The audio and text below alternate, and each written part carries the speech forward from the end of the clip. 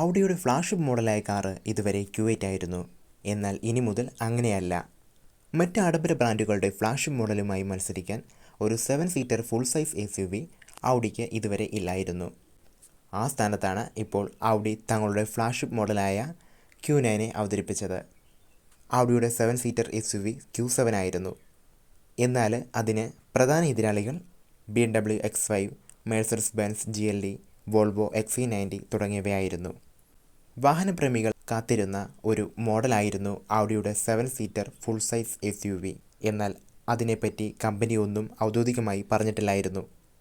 ഇപ്പോഴാണ് കമ്പനി ഔദ്യോഗികമായി full size flagship SUV മോഡലിനെ അവതരിപ്പിച്ചത്.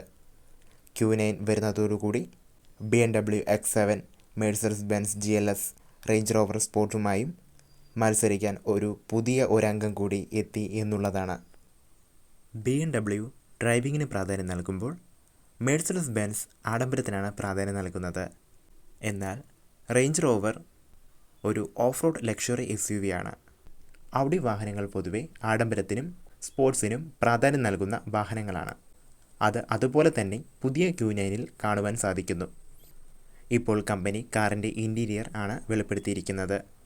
ഇൻറ്റീരിയർ ഇപ്പോഴുള്ള ഔഡിയുടെ Q8, Q7 എന്നീ മോഡലുകളുമായി സാദൃശ്യമുണ്ട്. മോഡേൺ ഇൻറ്റീരിയറാണ്.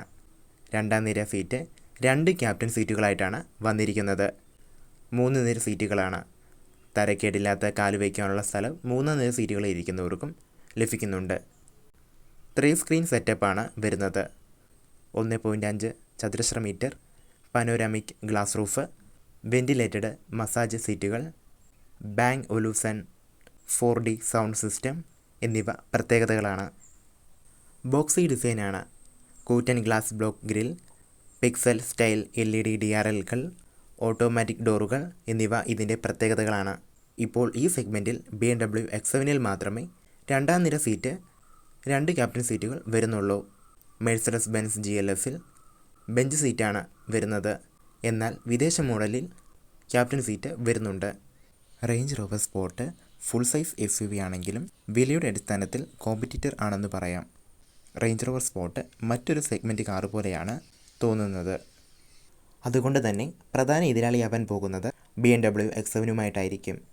ഔഡിയുടെ പുതിയ Q9 BMW X7ൻ്റെയും മെഴ്സഡസ് ബെൻസ് GLSൻ്റെയും ഇൻറ്റീരിയറും എക്സ്റ്റീരിയറുമായി സാമ്യം തോന്നിക്കുന്നുണ്ട്.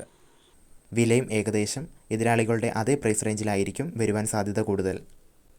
ആഗോളതലത്തിൽ 2026 ജൂലൈ 29 വാഹനം പുറത്തിറക്കും. 2027 ഇന്ത്യയിലെത്തുമെന്ന് നമുക്ക് പ്രതീക്ഷിക്കാം. 1.5 കോടി രൂപയോളമാണ് ഏകദേശം കാറിൻ്റെ വില വരുവാൻ സാധ്യത. നിങ്ങൾക്ക് ഈ കാർ ഇഷ്ടപ്പെട്ടോ? നിങ്ങൾക്ക് ഇഷ്ടപ്പെട്ട കാർ ഏതാണെന്ന് കമൻറ്റ് ചെയ്യൂ.